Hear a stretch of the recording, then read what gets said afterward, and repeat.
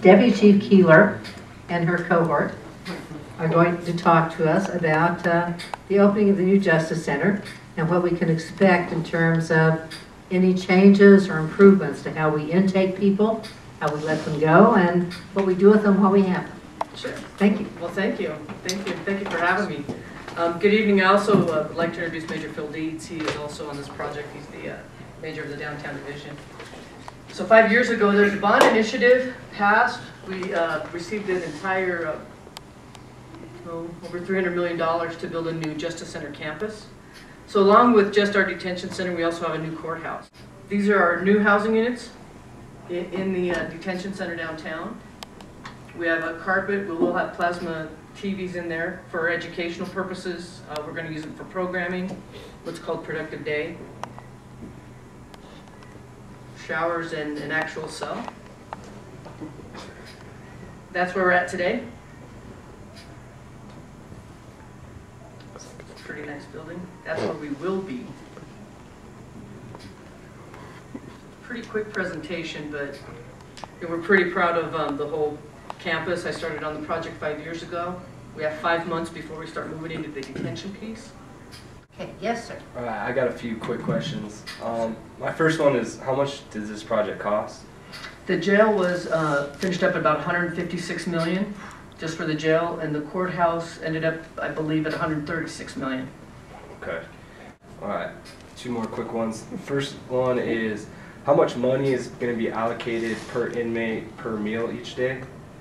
Do you know that?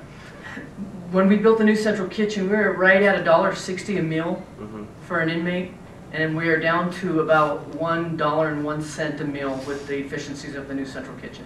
What kind of efficiencies would drop it by 50 cents? Because we're no longer serving inmates as they come through a line and they prepare their trays. Now we prepare the trays for them.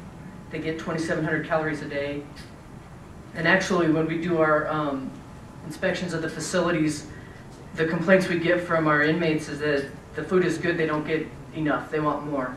In the old system, they were allowed to grab as much bread as they would like. And in this new system, they get 2 rolls and a 2,700 calorie diet, basically.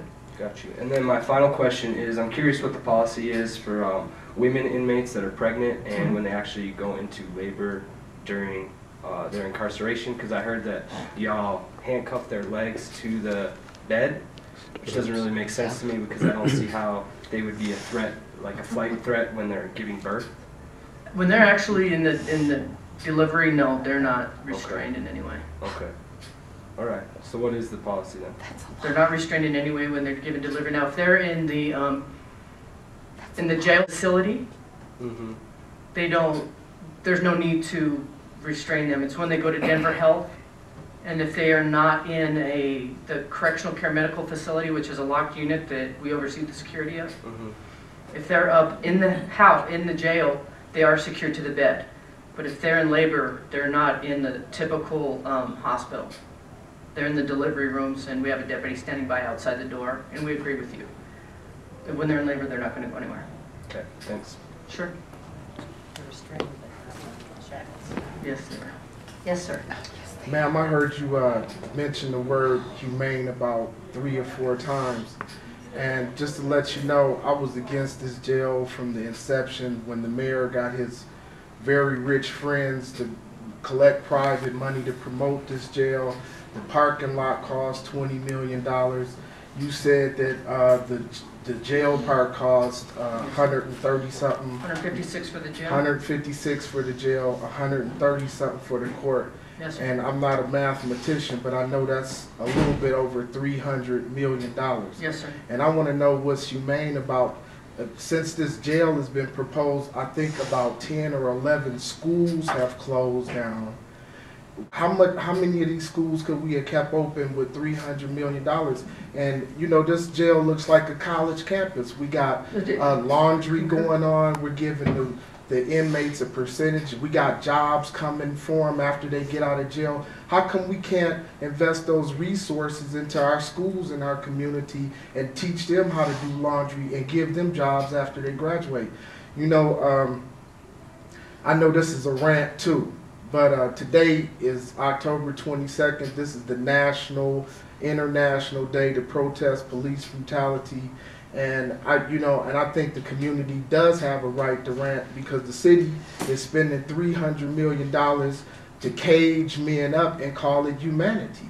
And I don't think we can justify that to the children that might be watching this, to know that they might have went to some school in the inner city and that school is closed down, but we have this beautiful, luxurious jail where we're going to give inmates a $1.60 meal every day and to work and do laundry, and they get a percentage of the money. And I think, we have to, people are going to be held accountable for that one day.